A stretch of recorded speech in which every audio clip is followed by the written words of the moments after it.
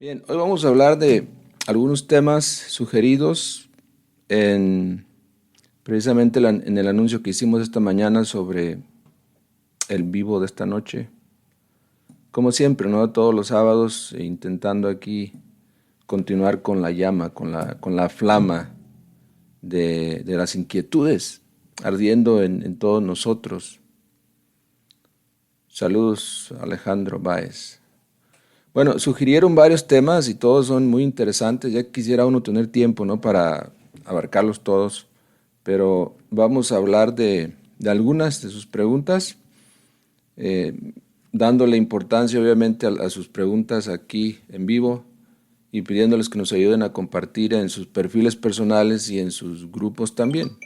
Y de hecho en los grupos gnósticos o en cualquier grupo con inquietudes esotéricas yo creo que se pueden beneficiar mucho con estos temas.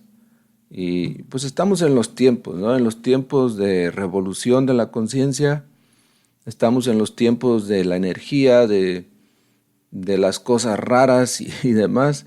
Entonces, vale la pena envolvernos en estos temas y no dejar que las inquietudes del espíritu se acaben. Yo creo que todos los seres humanos tenemos grandes posibilidades de autoexplorarnos y de desarrollar al máximo todo ese potencial que tenemos, pero en el momento en que nuestras inquietudes se acaban, en el momento en que nos contentamos con ser como somos y dejar que el mundo esté como está y no ponemos ninguna resistencia, entonces las inquietudes se acaban. Y entonces quedamos reducidos a través de la ley de la entropía en uno más, como un robot en serie, como un carro que es hecho en serie con las mismas especificaciones y las mismas cualidades de otro carro. Así también nosotros. Realmente necesitamos dejar de ser máquinas, dejar de ser robots y trascender todo obstáculo, toda traba mental, psicológica, emocional y de la vida diaria para poder ser personas diferentes, ser personas mejores, podríamos decir. Entonces, pues gracias por sus inquietudes, ¿no? Por comentar en la pregunta que se hizo, por sugerir temas tan importantes. Y creo que antes de hablar del tema de Enoch, que me gustó mucho, ya tengo mucho, de hecho mucho tiempo queriendo ahondar en la lectura de ese libro maravilloso, pero vamos a abordar algunas de las inquietudes anteriores, sobre todo una a ver, vamos a ver, que me preguntaban sobre los elementales, sí, ok, de Marta Lu.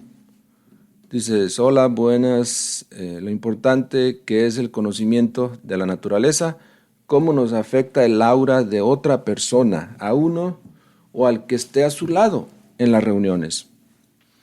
Qué interesante, ¿no? Al principio leí este comentario, esta sugerencia, y me parecía no muy, como que no tenía realmente fondo o que no podría interesarme, pero durante el día estuve observando algunos detalles de la convivencia y pues dije, a lo mejor vale la pena hablar de eso, ¿no? A lo mejor la humanidad necesita saber lo que es su aura y si realmente nos afecta el aura de algunas personas a otras personas, con el hecho de estar uno sentado junto a ellas. Qué inquietante esa pregunta, ¿no? Y vamos a hablar de eso un poco ahora.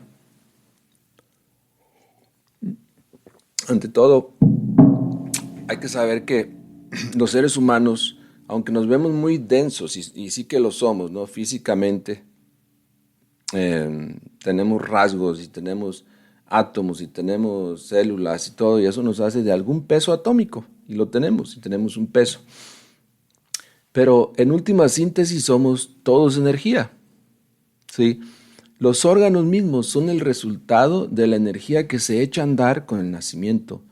Por ejemplo, ¿no? Al conectarse el zoospermo al óvulo en las trompas de Falopio, se empieza el desarrollo, la multiplicación de las células en una forma tan intensa, tan veloz, que en cuestión de horas ya tú tienes ya un organito, bueno, de hecho el corazón empezando a formarse dentro del vientre materno, ¿verdad? Entonces ya se está multiplicando celularmente un nuevo ser. Pero si no existiera energía para todo eso, para poner en movimiento esas células y echar a andar todo eso, entonces no seríamos lo que somos. Y esas energías vienen de los chakras que están en el cuerpo astral de los seres humanos. ¿Ok? El cuerpo astral de todos nosotros prácticamente como que recibe las vibraciones de afuera, de los alimentos, de los elementos. También alguien me parece que preguntaba sobre los 4 elementos. Bueno, los 4 elementos, fuego, aire, agua y tierra, se reducen al éter, ¿no? Y el éter es el cuerpo etérico del ser humano. Entonces todos los elementos están dentro de nuestro cuerpo etérico, incluyendo nuestro cuerpo físico. Entonces tenemos una energía etérica. De esa energía etérica también unas energías se van al plano astral y entonces como resultado tenemos los sentidos astrales o chakras que van a determinar qué tipo de energía tenemos nosotros, es decir, qué tipo de radiaciones hacia el exterior tenemos nosotros, qué aura, porque el aura se dibuja de acuerdo a esas energías que tenemos. Si una persona está muy deprimida, ¿sí?, depresiva, de mal humor, pues va a tener una aura pues de plomizo, ¿no? O hasta rojo sangre intenso. Todo depende de qué tipo de sentidos o de estados interiores tenemos nosotros en el momento. Nuestra aura cambia mucho. Y es muy fácil de ver, yo les sugiero, no me la vean a mí. Por ahí hace algunos años estaba dando una conferencia y una seguidora de nuestra página me dice, ay, le estoy viendo su aura, y este color y este color. No traten de vérmela a mí porque a veces las personas que ven desde afuera proyectan hacia el que habla o el conferencista, proyectan sus inquietudes, sus anhelos y todo, y eso hace que el conferencista se convierta como en un reflector de todo eso. Entonces está reflejando precisamente lo que ustedes están dándole a él, no, lo que ustedes están enviándole a él. Entonces no es bueno verle el aura a nadie, ¿no? Es bueno verse el aura uno a sí mismo. ¿Y cómo vamos a vernos el aura? Pues muy fácil, podemos poner un espejo y con una pared blanca, por eso les decía, no traten de verme el aura porque a lo mejor va a ser muy fácil para ustedes porque la pared es blanca atrás, ¿sí? Pero ustedes se pueden poner así ante una pared blanca y tratar de verse su aura con un espejo al frente. Se concentran en el aura solar, en la energía solar, en el calor que de parte de sus órganos. O sea, el cuerpo emite calor, ¿sí? Y ese calor obviamente da una radiación, da un halo de luz. O sea, una aureola alrededor de tu cuerpo, pero más se concentra en la cabeza. Pero la pregunta es esa, ¿no? Y está inquietante. ¿Afecta ese aura a otras personas? La respuesta es que sí, porque es energía. Y ahí la importancia de que nosotros cambiemos, y al cambiar nosotros vamos a donde vayamos, ¿no?, a compartir esa vibración, esa energía con las personas con las cuales convivimos, con las cuales tocamos, con las cuales hablamos, y entonces se da otro tipo de energía. Es decir, si vamos, por ejemplo, vamos a decir, a un centro de meditación, a una sala de meditación, y todos tienen, hay 20 personas, traten de seguirme con la imaginación, ¿no? Y hay 20 personas que tienen 3 horas meditando y cantando los mantras, el Om, o Om Masi Padme Jam, o Gate, Gate, para Sangate, Bodhi, Swaha. Esta gente va a tener un aura diferente, un aura de misticismo, de felicidad, y todo eso. Si una persona llega, ¿no?, llega a esa escena y se sienta ahí, obviamente por lógica se va a impregnar con la vibración de esta gente. Entonces sí va a ayudar, este grupo de personas va a ayudar a que esta persona cambie también en su campo energético, en su campo áurico también. Qué maravilloso es eso. Quiere decir que si nosotros cambiamos y nuestra radiación energética, nuestra energía se proyecta hacia el cosmos, hacia el planeta, estamos ayudando a que los demás cambien también, que se sientan motivados a cambiar, que se interesen en cambiar. También afecta si nuestra aura está negativa. Si sabemos, por ejemplo, que una persona que es un asesino en serie, etcétera, y nos sentamos junto a él, pues ¿qué estamos haciendo, no? O sea, sí puede haber esa combinación, podríamos decir, de campos áuricos, aunque no representaría, de hecho, mucho mal porque los yoes o los agregados psicológicos no se pueden transferir. Pero energéticamente hablando, sí se siente un bajón tremendo. Ustedes lo han experimentado cuando una persona es muy negativa o muy pesada y tú tratas de estar en un estado de alerta. Por favor, denme likes, corazoncitos y compartan. Eso no lo he visto hoy, ¿eh? Por favor. Pero entonces, sí se infecta el campo áurico de las gentes. Sí podríamos nosotros infectar el campo áurico, por ejemplo, de un bebé, y ahí tenemos como prueba el famoso mal de ojo que se les hace a los bebés, ¿no? Prácticamente se les hechiza porque el campo áurico de estos bebés, gracias, gracias por los corazoncitos, gracias, thank you, thank you. Estos bebés tiernos, sin nada de ego, sin personalidad siquiera, que son como un pedacito de la divinidad ahí, que venga un asesino en serie o un matón o una persona nada más con un estado alterado de ira y codicia, qué sé yo, o lujuria, se le acerque, obviamente este niño se afecta. Y entonces tenemos el mal de ojo. Ahora hay que barrer al niño, hay que limpiarle, hay que hacerle unas oraciones, el Padre Nuestro, los evangelios y todo para poderlo liberar de esa energía que el pobre niño, ¿no? Como su aura es débil en esos momentos, porque es pura y la aura de la gente es tenebrosa, entonces sí le afecta. Por eso es que es importante, les decíamos, buscar la manera de cambiar. Porque cambiando nosotros, cambiando nuestros estados de ánimo, eliminando nuestros agregados pesados, psicológicos, obviamente nuestros chakras o iglesias internas van entonces a vibrar en forma diferente y eso va a dar un campo áurico diferente en nosotros también. Y el aura varía también de acuerdo a las prácticas que hacemos. Sí, el estado de ánimo también a nivel espiritual, a nivel de emociones, también afecta el aura de las personas. ¿Ok? Entonces, gracias a Marta Lu por tu comentario sobre el aura. Sí, definitivamente el aura de otra persona, de una persona malvada, afecta al aura de un bebé, de un niño. Y si son muchos niños, su aura también podría ser un efecto, no afectaría, pero podría tener un efecto calmante o relajante en aquellos o en aquella persona malvada que pudiera entrar ahí. Entonces se sentiría incómoda. Así también, por ejemplo, un ángel, cuando nosotros tenemos alguna vivencia o alguna experiencia astral con un ángel, si nosotros ponemos atención, nuestro estado de ánimo cambia, nuestro estado emocional cambia en esa experiencia porque se altera un poco el estado áurico. Como el estado áurico o la radiación espiritual, para que nos entendamos mejor, de este ángel es más fuerte a la radiación tenebrosa de un ser humano, entonces aquel sale ganando, ya que esta persona es afectada en su psicología, de hecho. Psicológicamente se siente esta persona completamente fuera de la jugada, podríamos decir. Se abre su parte psicológica y entonces el ángel aprovecha y le da un mensaje o le da algunas instrucciones y se va, ¿no?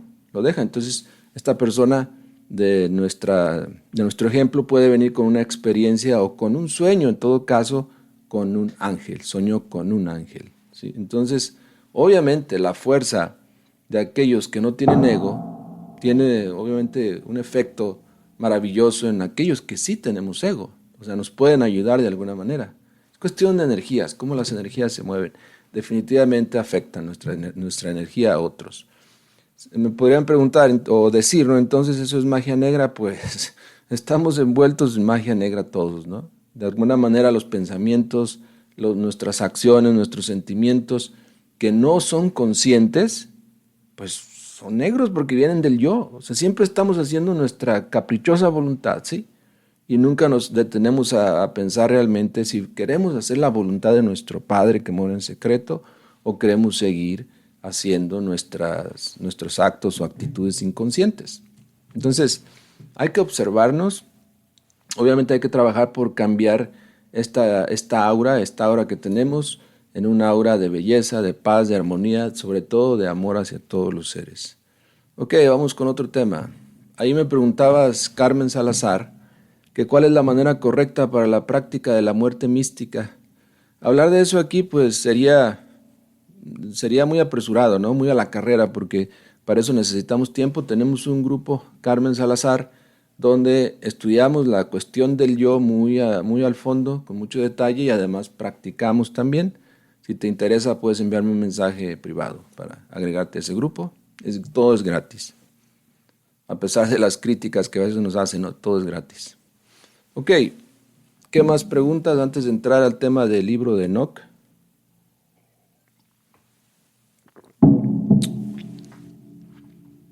A ver, alguien me preguntaba que si yo podía leer la mente. Bueno, luchamos por trabajar nuestra propia mente, que es lo más importante.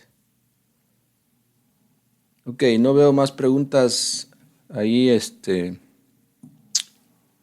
abarrotando el Facebook, así que vamos a pasar a ver las preguntas de ahorita. O comentarios. Luna llena, gracias, me encanta tu labor, gracias. Saludos hasta Colombia, Oscar. Hasta Orlando, Florida, Magnolia, Maritza, saludos. Desde Guatemala, en Guatemala, son las 8 de la noche en Guatemala. Qué extraño está el horario, ¿no? Ahorita en Arizona o California son 2 horas más temprano, en Nueva York son 2 horas más tarde, entonces si ustedes tienen las 8, estoy totalmente perdido con eso, por eso creo que a las 9 de la noche que entramos me parece bien porque alcanzamos audiencia en todos lados. Ok. Bueno, vamos a hablar entonces de Enoch. ¿Sabían ustedes que Enoch aparece en la Biblia? Ya, desafortunadamente iba a entrar con el programa de XSplit para hacer unas diapositivas y explicar eso. Me quedé con el material listo tal vez en otra ocasión porque no tuvimos problemas de autentificación en la página de Facebook por unos updates que hizo precisamente Facebook. Pero vamos a hablar de eso, de todas maneras. Tenemos aquí esta información. Mientras sigan compartiendo y poniéndome likes. Bueno, hay un papiro, es un manuscrito que aparece o que es parte de las compilaciones de materiales apócrifos del autor Chester Beatty. Es un papiro que pues data, según ellos, de hasta de 300 a 400 años antes de la era cristiana. En este papiro se menciona a Enoch como el hombre que fue arrebatado por Dios, como el hombre que desapareció, de hecho, que fue llevado por Dios al cielo. Vamos a leer un poco de eso. En Wikipedia, la enciclopedia libre, dan un resumen muy interesante de las obras de Enoch. Ahí, por ejemplo, se habla del libro de Enoch y se habla que este libro describe con lujo de detalles y en una forma muy poética, de hecho, la caída de los vigilantes, o sea, los ángeles que engendraron a los Nefilim, que fue, podríamos decir, la tercera raza, es decir, la raza lemur en su parte ya última o final de toda la gran raza lemur. Obviamente Enoch, este gran profeta, o el patriarca Enoch, como lo dice, como lo nombra el venerable maestro Samael Aun Weor, nos habla de la caída angélica, de la cual todos los libros antiguos nos hablan. Este libro describe también las visitas de Enoch al cielo en forma de viajes, visiones y sueños y sus revelaciones. ¿Saben qué? Aprovecho el momento para pedirles que me ayuden a buscar este libro en PDF y lo pongan aquí en los comentarios para que la gente lo descargue. Yo lo tenía y no lo encontré, por lo menos ahorita rápido. para que todos lo tengamos, lo descarguemos en nuestros aparatos y empecemos a leerlo, a estudiarlo, porque se divide en 5 partes importantes, ¿no? El primero donde nos habla de los vigilantes precisamente y de su caída. Estos vigilantes obviamente, según las descripciones que se dan ahí, eran esos Elohim, esos macho-hembra perfectos que no tenían ego, entonces vigilaban, como dice la Biblia, el Edén. Entonces ocurrió una falla tremenda en la historia humana donde pues los habitantes de la tierra de aquellos tiempos, ese Adam Kadmon o ese Adán y Eva, se identificaron demasiado, o tal vez nos identificamos demasiado con la lujuria y desobedecimos las leyes divinas del Padre y caímos en la fornicación, y entonces fuimos echados, expulsados vergonzosamente del Edén. No salimos por nuestra voluntad, fuimos sacados de ahí por el pecado de la fornicación. En la Biblia nos pintan a Adán y Eva como un hombre y una mujer desnudos o semidesnudos, cubriéndose con hojas silvestres sus órganos, etcétera, después del pecado, después de haber mordido la manzana y la serpiente y el árbol y todo eso. Todo eso es cábala, todo eso son alegorías, simbolismos, que muy pocos seres humanos y muy pocas escuelas o religiones realmente investigan.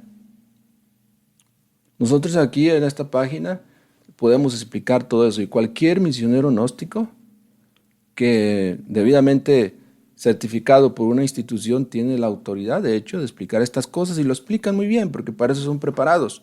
¿Qué significa el árbol? ¿Qué significa la manzana? ¿Qué significa la serpiente?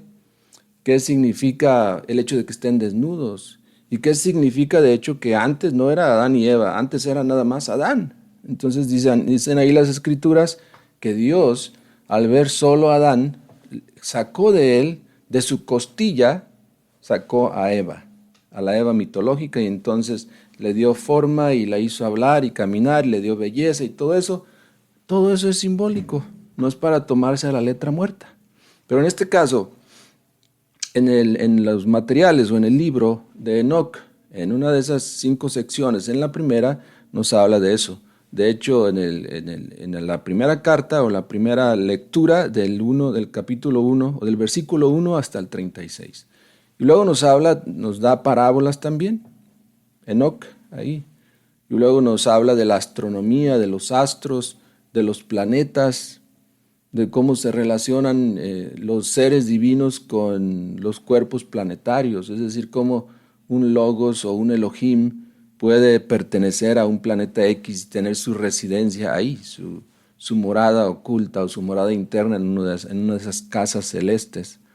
También nos habla de las visiones, obviamente, y de los sueños.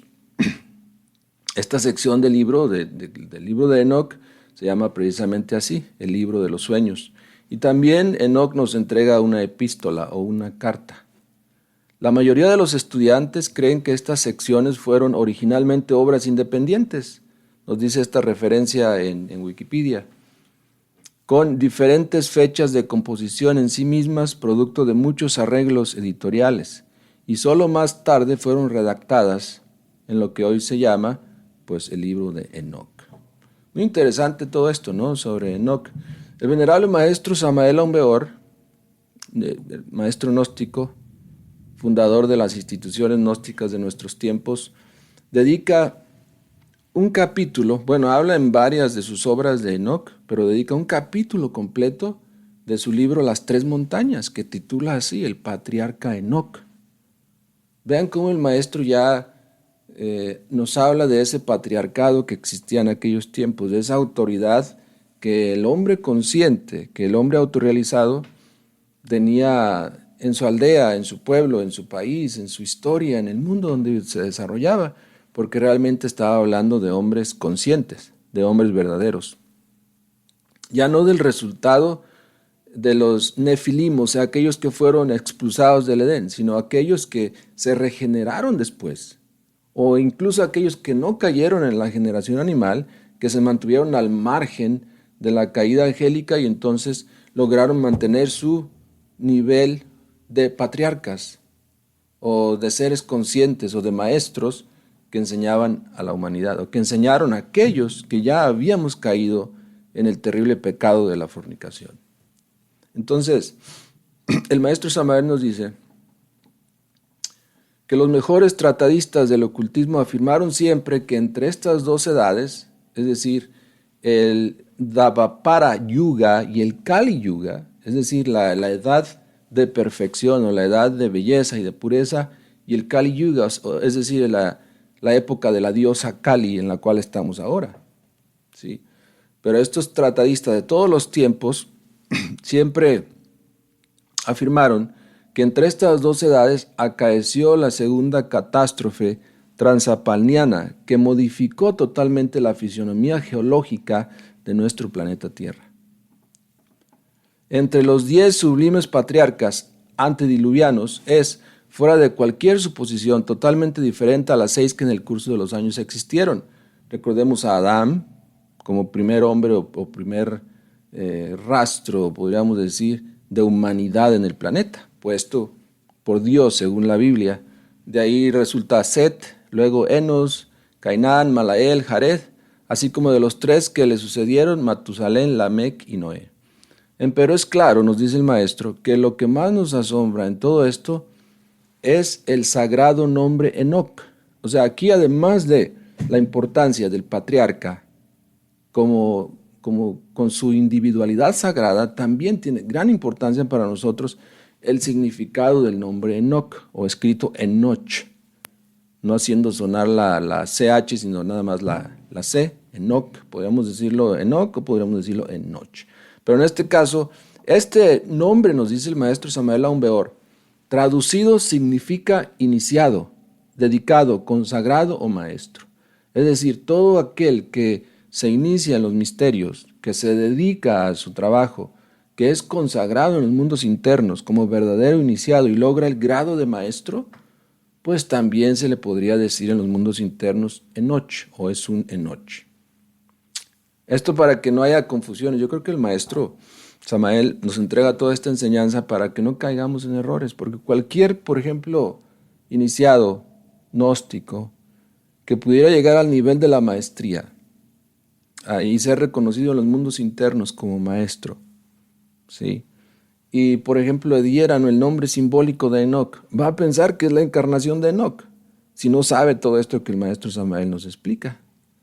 Pero aquí nos dice, o sea, significa maestro ese nombre. Pero bien, según el Génesis hebraico, no recuerdo exactamente ahorita la referencia exacta, pero en el Génesis se asevera en forma muy solemne que Enoch no murió. Físicamente no murió, sino que caminó con Dios y desapareció porque Dios se lo llevó. Habría que leer el Génesis con más cuidado, ¿no? Para poder descubrir todo eso ahí. Ahora, antiquísimas tradiciones esotéricas, nos continúa diciendo el maestro Samael, que se pierden en toda la noche de los siglos, dicen claramente que estando Enoc sobre la cumbre majestuosa del monte Moria, tuvo un shamadí, clarividente, en el que su conciencia objetiva iluminada fue arrebatada y llevada a los 9 cielos, citados por el Dante en su Divina Comedia, y en el último de los cuales, en el cielo de Neptuno, encontró el patriarca la palabra perdida, su propio verbo, su mónada particular individual. Qué interesante y qué importante es entender esto, porque esto nos dice que cada uno de nosotros que estamos viendo, escuchando esta noche, debemos trabajar en nosotros mismos para hacer lo mismo que hizo Enoch y que han hecho todos los iniciados y maestros que en el tiempo han sido. O sea, tenemos que despertar en nosotros ese verbo, esa palabra que ha de iluminar la vida de los demás. De alguna manera tenemos que servir a la obra. Algo podríamos hacer nosotros con llevar una palabra de aliento o estos temas a alguien que está sumido en el materialismo y en el dolor. Podríamos hacer la diferencia si nosotros nos preocupáramos verdaderamente por hacer lo que hizo Enoch, es decir, ir en busca de nuestro propio verbo, de nuestra propia mónada particular, individual, y buscar sinceramente y seriamente la encarnación de Cristo en nosotros, practicando los tres factores de la revolución de la conciencia en una forma consciente y equilibrada. Podríamos nosotros entrar en ese camino de la búsqueda de nuestra mónada particular individual. Dice el maestro que posteriormente Enoc quiso expresar esta visión en un recuerdo permanente e imperecedero. Así dispuso categóricamente y con gran sabiduría que se hiciera debajo de ese lugar bendito un templo secreto y subterráneo, comprendiendo 9 bóvedas sucesivamente dispuestas una debajo de la otra entre las vivientes entrañas del monte Moria, como decíamos. El hijo de Enoc, es decir, Matusalén, que aparece en la Biblia, ciertamente fue el arquitecto encargado de realizar o de construir tal templo, como la Biblia lo menciona. Así que no se menciona el contenido y destino específico definido de cada una de estas bóvedas o cuevas mágicas en comunicación con otra mediante una escalera espiraloide. La última de estas cavernas es, sin embargo, la que absorbe toda la importancia oculta, de manera que las anteriores son solamente constituyen la vía secreta indispensable. O sea, el trabajo que vamos a hacer en la novena esfera es importante, ¿no? Porque es el camino, es la escalera para bajar y para subir. Pero lo más importante es llegar a la novena esfera, es decir, al fondo de las cosas y salir de ahí, como diría el maestro Samael, ¿no? Muchos entran en la novena esfera, pero muy pocos salen de ahí. La novena esfera, ya sabemos, es la cuarta dimensión, es el sexo, ¿sí? En esta última, el penetrar o santa más íntimo, en el que el patriarca Enoc depositara su más rico tesoro esotérico, el vellocino de oro que también aparece en la Biblia. Bueno, hay algo que se menciona en la Biblia, porque Judas, sabemos que hay unas cartas que se le atribuyen a Judas, que escribió, y él menciona precisamente ahí a Enoc. Vean lo que dice en esta carta, voy a buscar la referencia, y en la segunda carta a los de Judas dice, vamos a ver, no quiero leer todo. Dice, de estos también profetizó Enoc. ¿De quiénes? ¿De quiénes? Ahora vamos a ver. De los falsos maestros. Y de estos también profetizó Enoc, séptimo desde Adán, diciendo, he aquí vino el Señor con sus santas decenas de millares para hacer juicio contra todos y dejar convictos a todos los impíos de todas las obras impías que han hecho impíamente y de todas las cosas duras que los pecadores impíos han hablado contra él. Estos son murmuradores, querellosos, es decir, aquellos que buscan guerra todo el tiempo, que andan según sus propios deseos, cuya boca habla cosas hinchadas, adulteradas o alteradas, adulando a las personas para sacar provecho. Nos sigue diciendo Judas, pero vosotros, amados, tened memoria de las palabras que antes fueron dichas por los apóstoles de nuestro Señor Jesucristo, los que os decían, en el postrer tiempo habrá burladores que andarán según sus malvados deseos. Estos son los que causan divisiones, los sensuales, los que no tienen al Espíritu. Pero vosotros, amados, edificaos sobre vuestra santísima fe, orando en el Espíritu Santo. Conservaos en el amor de Dios, esperando la misericordia de nuestro Señor Jesucristo para vida eterna. Algunos que dudan, convencerlos; a otros, salvad, arrebatándolos del fuego. Yo creo que eso es lo que hace la gnosis, ¿sí? Y de otros tened misericordia con temor, aborreciendo aún la ropa contaminada por su carne. Nos da algunas amonestaciones ahí precisamente Judas en sus cartas. Qué interesante esto. Entonces, quiere decir que nosotros, mientras seamos seres sensuales nada más, es decir, que nos movamos nada más por los 5 sentidos, por la mente sensual, somos esos, los burladores, los falsos, los mentirosos, los traidores al Cristo, a la luz, porque no tenemos al Espíritu dentro de nosotros. No hemos encontrado ese verbo secreto, ese verbo particular como lo encontró Enoc y todos los maestros de la Gran Logia Blanca.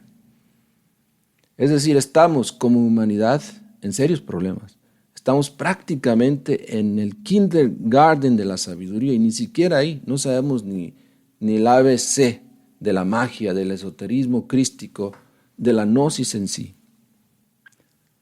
Entonces, si siempre estamos proyectando de nosotros la sensualidad y nada más, si no tenemos ni siquiera un momento para reflexionar nuestras creencias y convertirnos en criaturas más espirituales, entonces somos materialistas en un 100%. Entonces no buscamos realmente esa unión con el espíritu, con el íntimo, con la mónada que llevamos dentro. Y el tiempo se va, y las vidas se pasan, y los siglos y los milenios se acaban, y se acaban los planetas se convierten en lunas, se cierra el ciclo y nos vamos fracasados. Yo creo que la enseñanza gnóstica, amigos que nos escuchan y nos ven, es una gran oportunidad para nosotros realmente cambiar, para nosotros realmente analizar nuestra vida y escuchar con más atención los escritos sagrados de Enoc, la Biblia también, el Pistis Sophia, a los alquimistas de la Edad Media y de aún antes. ¿Cómo realmente nosotros pensamos o esperamos que la humanidad cambie, pero no queremos hacer nada porque esto realmente vaya mejor? Anoche teníamos una conversación muy interesante con unas personas en la calle, porque a veces hacemos difusión en la calle, y llegamos a dialogar de tal manera que reconocimos, tanto nosotros como ellos, aunque ellos desde su postura bíblica y nosotros desde la postura de la gnosis, pero llegamos al mutuo acuerdo de que el mundo está mal, de que necesitamos cambiar. Les digo, excelente, entonces, ¿qué vamos a hacer para cambiar? Y me dicen, no, pues no podemos cambiar.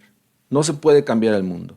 Es decir, estamos resignados a vivir como somos, con esa sensualidad, con esos deseos, con esa lujuria horrible que nos quema por dentro, con esos celos horribles que destruyen la relación, la amistad con la gente, con el crimen, con las drogas, con la pasión, con el alcoholismo. Es decir, nos vamos a quedar con los brazos cruzados, esperando el momento de la gran catástrofe y ser barridos del planeta, como quien saca la basura de una casa. ¿O realmente nos interesa pasar al nivel de aquel que cambia, de aquel que busca su propio despertar? Los tiempos que estamos viviendo, amigos, son muy interesantes y nos invitan y no nos dejan sinceramente otra opción más que cambiar. Pero cambiar es una ciencia, no nada más es creer y ya. Si creemos que Enoc, o que el patriarca Abraham, o que el Logo Solar, o que el Cristo, o Jesús, o Elías van a venir a salvarnos, o Samael va a venir a salvarnos, sin nosotros hacer ningún cambio, estamos equivocados. Un cambio necesita darse de una forma factible, clara en los seres humanos. Necesitamos cambiar, pero cambiar con hechos concretos, claros y definitivos. Por eso nosotros hacemos propaganda hacia la luz. Nosotros invitamos gente a unirse a nuestros grupos, a estudiar el problema. No puedes cambiar si no tienes el conocimiento de qué es lo que quieres cambiar. Primero hay que hacernos conscientes del problema para poderlo extirpar de nosotros mismos y realmente caminar como seres conscientes sobre la tierra. Tenemos que tomar nuestra responsabilidad, como lo hemos dicho antes, no solamente la responsabilidad de ciudadano de un pueblo o de un país, sino de un ciudadano cósmico, galáctico. Tenemos que expandir nuestra conciencia a ese nivel galáctico, tener la conciencia galáctica. ¿Qué es eso? Es aquella que te mantiene en ese recuerdo de la galaxia mientras caminas por la Tierra. De los que hoy escuchamos, ¿quiénes nos acordamos de eso? De que nuestro planeta avanza, gira, vibra intensamente y que es uno más de los miles o millones en la Vía Láctea, en la galaxia, y que estamos en continuo movimiento. Nunca estamos en el mismo punto cósmico o en la misma, podríamos decir, ubicación cósmica. Siempre el planeta está moviéndose, nunca está en el mismo lugar. ¿Habían ustedes pensado en eso? En el espacio nunca estamos en el mismo lugar. Nuestro planeta viaja a grandes velocidades con el sistema solar, alrededor del sistema solar y alrededor de los demás soles que forman lo que es la vacada celeste, o pues sí, lo que son las Pléyades, ¿no? Y también alrededor de la galaxia. Pero nunca está el planeta estático, nunca está en un punto. Quiere decir que si nosotros no cambiamos, seremos devorados por esa vorágine de fuerza, de energía, por ese remolino incesante de tiempo y espacio que todo lo traga. Buscamos, por ejemplo, el hoyo negro. Esas son puras teorías, ¿no? El hoyo negro es nuestra propia vida, cuando nuestras oportunidades se acaban y somos arrebatados o llevados en esencia nada más de regreso al absoluto. Ese es un hoyo negro que queda en el espacio y en el tiempo, es decir, se acabó nuestra oportunidad. Desaparecemos completamente de la historia. Así que reflexionemos en todas estas cosas, tratemos de acordarnos de esto mientras caminamos por la calle, mientras comemos, mientras estamos leyendo un libro, mientras estamos acostados. Tratemos de recobrar esa conciencia galáctica, acordarnos de que nuestra casa es la Vía Láctea, de que no hay razón para las guerras, no hay razón para el odio, porque realmente todos, de alguna manera, vivimos en la misma casa, nos guste o no. Ok, vamos a ver. Vamos a ver sus preguntas o comentarios. Veo que están muy activos, muchas gracias. No voy a poder, obviamente, abordar todas sus preguntas o comentarios, pero haré algunos de ellos, abordaré algunos de ellos. Preguntas Adrián Bermúdez Grajales. A ver si nos dices de dónde nos sigues. Dices, buenas noches, ¿cuál de los 3 factores de la revolución de la conciencia es más importante? La respuesta es los 3. Hay que practicar los 3. Hay que aprender a transmutar nuestras energías creadoras. Hay que hacernos dueños de nuestros propios impulsos eróticos, controlarlos, transmutarlos, pero también hay que eliminar los agregados psicológicos que obviamente dan a nuestra personalidad ese tinte de calquiana, o sea, nos hacen tenebrosos prácticamente. Mas también hay que iluminar el camino de los demás. Siempre lo decimos, estamos buscando misioneros, instructores gnósticos, nosotros los preparamos, pero se requiere que haya gente interesada. Pero los 3 factores son importantes y todos deben practicarse para realmente aprender o empezar a despertar. Olga Rodríguez dice el venerable maestro Samael en su libro Transformación Social de la Humanidad que solo hay un camino verdadero cuando hay transformación, sino un cambio superficial. Exactamente. Tiene que ser un cambio real, factible. Alguien me habla sobre Enoch por ahí. Marcela Rosero dice, se podría decir, es Rosero o Romero, Rosero, se podría decir que Enoch no murió físicamente, sino que caminó con Dios. Como camina con Dios todo aquel que logra la inmortalidad, todo aquel que se convierte en un mutante, aquel que ya de hecho domina la muerte, con su propia muerte, con la muerte de sus defectos. Cuando Jesús se levantó de la tumba, después de esos 3 días simbólicos, reconstruyó su cuerpo físico. Entonces actualmente vive con ese cuerpo físico pero reconstruido. Recordemos que después del proceso, su cuerpo quedó, de nomás de acordarme me da cosa, ¿no? Quedó su cuerpo destruido, flagelado, roto, sus huesos rotos también. Recordemos que la lanza también vino a romper su costado y entonces de ahí salió sangre, ¿no? Recordemos que la corona en su cabeza también obviamente le lastimó y le rompió su carne y sangró, etc. Recordemos que él vivió ese gran martirio. Sin embargo, lo mejor de todo del drama crístico es que él pudo reconstruir el cuerpo. ¿Sí? Pudo reconstruirlo, levantarlo a través de las prácticas alquímicas. Y fíjense esto, estando los apóstoles después preocupados, un poco desconcertados por el proceso, ¿no? Cómo se había dado todo, a puerta cerrada, estaban en la casa de alguno de ellos, y dicen que, lo dice la misma Biblia, ¿no? Que Jesús se les materializó ahí en medio, estando todo cerrado. Entonces, ¿qué nos dice Tomás? No creíales, ¿eres tú, Señor? Porque obviamente ellos sabían que no solamente el maestro o los maestros podrían materializarse también. Recordemos que siendo apóstoles estaban en contacto obviamente con la magia, con la ciencia aginas. Ellos sabían que había gente que viajaba en la ciencia aginas o a través de la cuarta dimensión y podía materializarse ahí. Entonces Tomás le dice, ¿eres tú, Señor? Y él dice, pues mira, mete tu dedo en mis heridas. O sea que el cuerpo todavía no había sanado del todo. El cuerpo del maestro todavía tenía sus heridas de los clavos en sus manos. Entonces Tomás tuvo la oportunidad de meter su mano ahí y descubrir que efectivamente era el Señor. Transfigurado, pues, transformado, pero reconocible todavía en su cuerpo. Pero bueno, esa es otra historia. Pero entonces sí, todos los maestros que logran la inmortalidad caminan con Dios, pues prácticamente reconquistan su naturaleza de dioses sobre la tierra. Son dioses ellos mismos. Claro, son verdaderamente los hijos de Dios. Ok, Marlene dices gracias por sus grandes enseñanzas. Solo compartimos, ¿sí? En esta página compartimos la enseñanza del maestro Samuel Aumbeor. Bien, saludos hasta Colombia. Ya no veo más preguntas. Ya no veo más preguntas, solo sus comentarios. Saludos, pues, un abrazo a Alejandro. A ver, hay otra pregunta más ahí de Aquiles. Dices, ¿el padre de Enoc fue Caín o Jared? Porque hay dos Enoc en Génesis 4:17 y Génesis 5:18. Tienes razón. Las heridas del Maestro Jesús están completamente sanadas, no tiene marcas ya, no tiene marcas ya, no tiene marcas ya.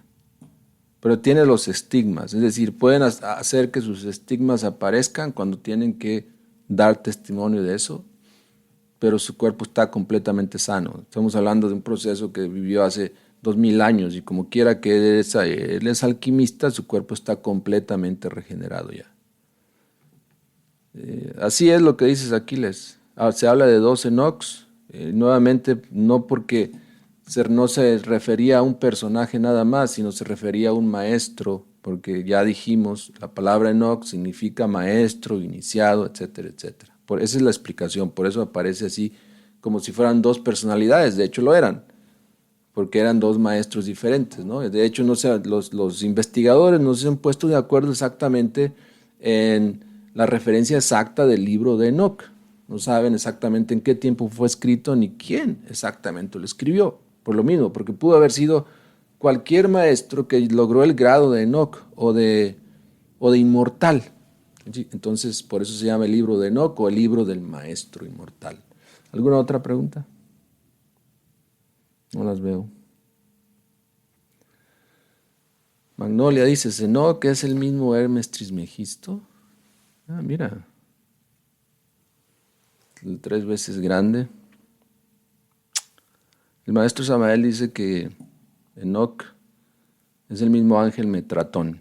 Metratón. Bueno, ya me voy entonces. Ya gracias por sus comentarios, por escucharnos, por ver nuestros videos. Nos vemos la próxima semana. No olviden seguir compartiendo. Buenas noches, feliz fin de semana.